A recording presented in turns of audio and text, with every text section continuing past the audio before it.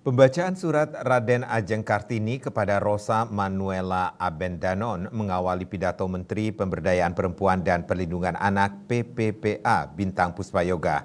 Pidato ini disampaikan dalam pembukaan Puncak Musyawarah Perempuan Nasional 2024 di Badung, Bali.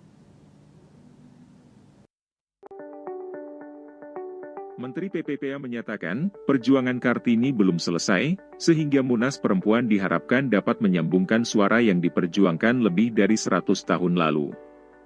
Munas Perempuan merupakan rangkaian peringatan Hari Kartini, dan merupakan kegiatan kolaborasi antara Kementerian Pemberdayaan Perempuan dan Perlindungan Anak Kemen PPPA, Bappenas, Pemerintah Kabupaten Badung, 11 mitra inklusi bersama 117 submitra lokal, untuk mengawal 9 isu pembangunan dengan perspektif gender, disabilitas dan inklusi sosial. Nah, surat itu mengamanatkan pada intinya tidak ada istilah tidak mungkin dan tidak bisa bagi perempuan.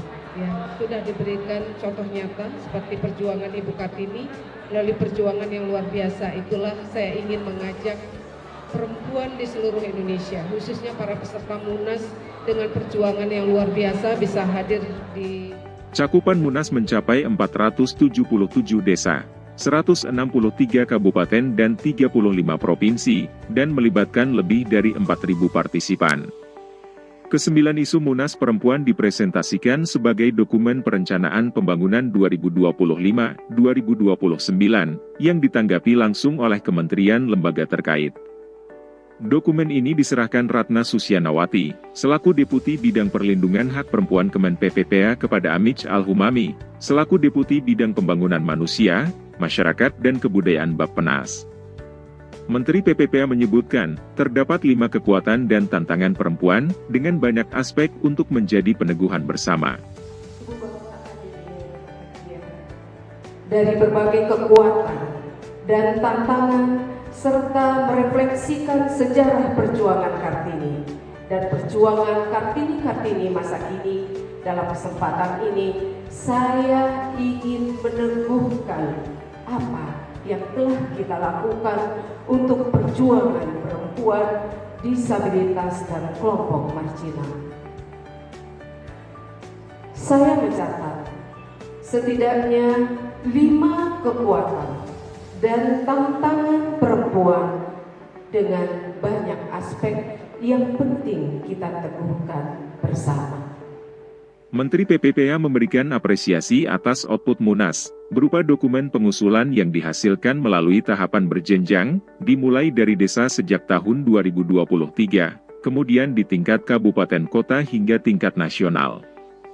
Menteri PPPA mengucapkan terima kasih atas kerja keras dan tulus dari peserta Munas, yang sudah bergerak memberdayakan kelompok perempuan, disabilitas dan kelompok marginal lainnya. Para pegiat organisasi perempuan akar rumput yang sebagian hadir dalam Munas ini adalah para pemimpin perempuan. Mereka telah menjadi inisiator di komunitasnya untuk mendampingi kasus-kasus dalam mengurus identitas hukum, kasus kekerasan, anak berhadapan dengan hukum, perkawinan anak, penyandang disabilitas, pekerja rumah tangga dalam negeri dan migran, perlindungan sosial, pendidikan hukum, ekonomi berperspektif gender, koperasi simpan pinjam, kedaulatan pangan, kebencanaan, hak perempuan adat, konflik dan perdamaian dan sebagainya. Tidak hanya kerjasama antar sektor, kemitraan yang kuat dan setara juga perlu dibangun antara perempuan dan laki-laki, sebagai subjek pembangunan demi mempercepat tercapainya berbagai agenda prioritas.